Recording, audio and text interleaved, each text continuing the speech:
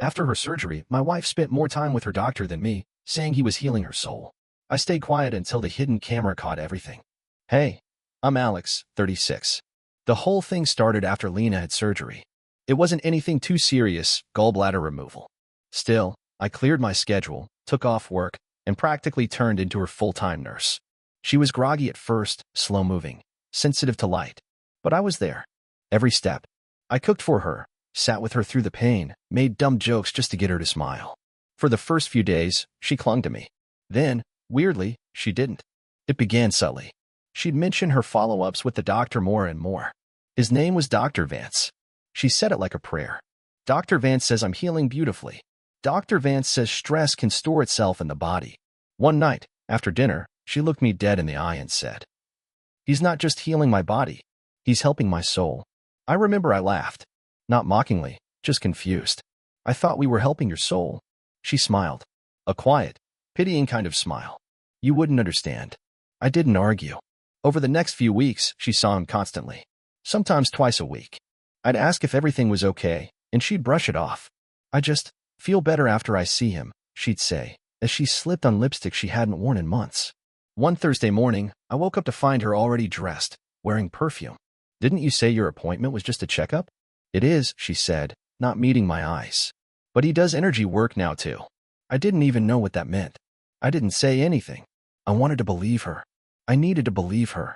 We'd been through enough already, a near divorce 3 years ago, months of couples therapy, that long, awful winter when we lost the baby. I thought we'd come out stronger. But something was off. It wasn't just the way she talked about Vance. It was how little she talked to me. How her phone was suddenly face down all the time. How she flinched when I touched her thigh during movie night. Like I was a stranger. I tried to brush it off, but it ate at me. So I did something I never thought I'd do. I bought a hidden camera. Just a small thing. Looked like a Bluetooth speaker. I placed it on the shelf by the living room TV, angled toward the couch. That's where she always sat after her appointments, sipping tea, staring off into space like she was somewhere else entirely. I told myself I wasn't spying. I was protecting. The first week, nothing happened. Just Lena coming home, scrolling, texting. No signs of anything. Then came Tuesday. I was working late when the notification hit my phone. Motion detected. 2:11 p.m. I waited until I got home, slid off my shoes, sat down at the kitchen table, pulled up the video, and saw him. A man I'd never met. Mid-40s, good hair, expensive-looking coat. He let himself in with a key. A key. That broke me a little. Then Lena walked in from the kitchen, like she'd been waiting. She smiled soft and slow and kissed him. Not like a friend. Not like a doctor. Like a lover. I didn't pause the video. I couldn't. I watched them talk, laugh. She touched his hand. He brushed hair from her face. They sat so close their knees touched. And then she reached out, grabbed his tie, pulled him closer. The rest. I couldn't keep watching. I didn't sleep that night. She climbed into bed around midnight. I lay with my back to her, eyes wide open. Every breath she took felt like an insult. I wanted to scream, to demand answers. But I needed more. I needed proof that I wasn't imagining things. So I waited and recorded. The next 3 visits were the same. He came over when I wasn't home. They talked, touched, kissed. Once, he took off his shoes like he lived here. The 4th visit, they didn't stay in the living room.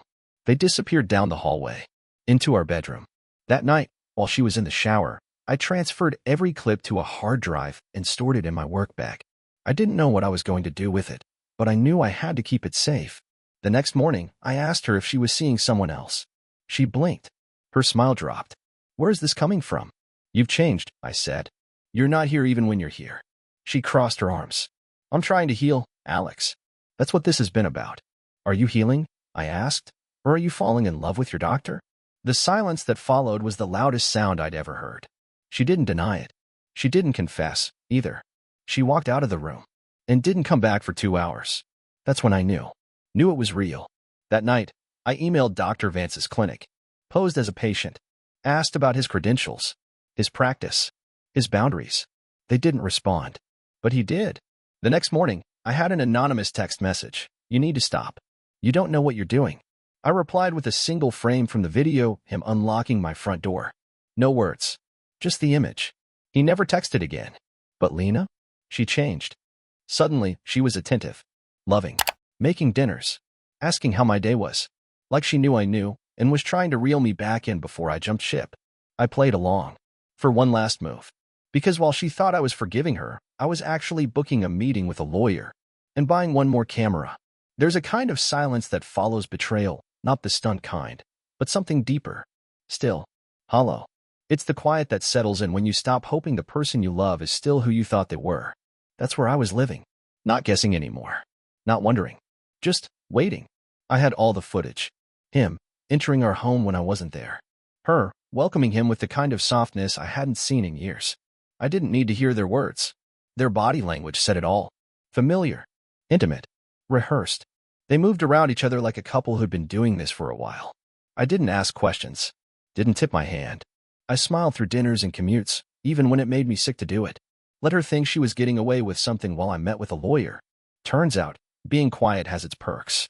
Almost everything we had, our home, our shared accounts, even the car, had been built on my income, my name. We married young, and Lena had gone through long stretches without working. I never minded. I wanted her to feel supported. She felt supported enough to build a second life behind my back. But here's the thing. When you hide your lies inside someone else's house, don't be surprised when they change the locks. I started the paperwork quietly. No drama. Just details. Proof. Dates. Financial records. And, of course, the videos, each labeled, timestamped, and neatly compiled in a secure drive. When my lawyer saw everything, he looked at me like I'd handed him a winning lottery ticket. "She's not walking away with a cent unless you let her," he said. "I won't," I replied. That night, I told Lena I wanted to do something different for our anniversary. Just the two of us. No fancy restaurants. Just home. Her eyes lit up. That sounds perfect. She had no idea I'd already booked a hotel. Not for us, for me. The night before, I packed a bag, left after she fell asleep, and drove across town. I ordered room service, opened the app linked to my home's cameras, and waited. She left around 9 a.m. the next day. Texted that she was heading to an appointment. I watched her from my phone, pretending to straighten up the house. Then he arrived. Right on cue. No hesitation. They didn't even bother pretending anymore. He acted like he belonged there. She acted like he did too. I didn't need to watch long. I wasn't there for confirmation. I already had it. I just needed one final recording. The nail in the coffin. By noon, it was done. At 12:04 p.m., I called my lawyer and said 2 words. It's time. When she came home that night, the house looked exactly the same. But something was waiting for her. A sealed envelope on the kitchen counter.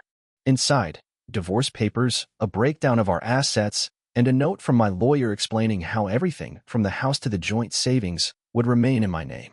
And one more thing. A printed link to a private drive. With a password. Labeled, Truth and Full. She called me less than 10 minutes later. I let it ring. Then came the texts. "Lena, what is this? You're blowing this out of proportion. We can fix this. Just talk to me. Please." Then she tried guilt. "I made a mistake. But you're destroying everything. No apology. No ownership. Just panic." She thought I'd be broken. She had no idea I'd be free. The fallout didn't stop with us. See, Dr. Vance wasn't just someone who blurred lines. He jumped over them. Slept with a married woman who was also technically his patient, based on his practice's own literature. His name was all over the intake forms. Her insurance emails listed him as the attending physician during recovery. I made sure every piece of that went exactly where it needed to go. The state medical board. A journalist who'd done a piece on unethical wellness clinics.